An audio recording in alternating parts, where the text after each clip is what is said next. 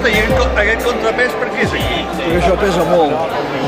Jo n'havia vist a fer Can Nogueres, aquí a la placeta de l'Iglésia. Jo tenia un record d'haver vist un neuler i un home que girava amb uns palillos i embolicava la neula, no? I llavors el meu fill, com que li agraden molt les neules, em va dir, pare, quan són molt cares les neules, i per què no ens en fem nosaltres? Hem de fer un neuler. I llavors ell va aconseguir una fotografia d'un neuler que em sembla que és de Can Graupera de Mataró, que les fa molt bones, per cert. I llavors, bueno, és mecànic, és qüestió de rumiar.